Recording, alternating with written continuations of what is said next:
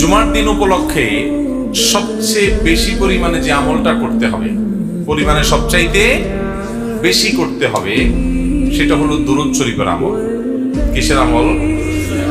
কারণ নবী করিম সাল্লাল্লাহু আলাইহি ওয়াসাল্লাম বলেছেন, আকফিরু আলাইয়া মিনাস সালাতি মিন ইয়াউমিল জুমআতি ওয়া লাইলাতিল জুমআ। তোমরা জুমার দিন এবং জুমার রাত হলো বৃহস্পতিবার দিবাগত রাত, অর্থাৎ বৃহস্পতিবার সূর্য অস্ত হয়ে গেছে, জুমার দিন শুরু। তো এই জুমার রাত এবং জুমার দিন, এই উভয়টাতে তোমরা আমার প্রতি বেশি বেশি করে দুরূদ প্রেরণ করো, আমার জন্য আল্লাহর কাছে দোয়া পেশ করো। ফাইন্না সালাতাকুম মারুদাতুন আলাই, কারণ তোমরা যে দুরূদ পাঠ করো আমার জন্য, এটা আল্লাহর ফেরেশতারা আমার কাছে নিয়ে পেশ করে যে, হে আল্লাহর রাসূল, পৃথিবীর অমুক দেশ অমুক প্রান্ত থেকে অমুকের ছেলে অমুক আপনার জন্য দুরূদ পেশ করেছে।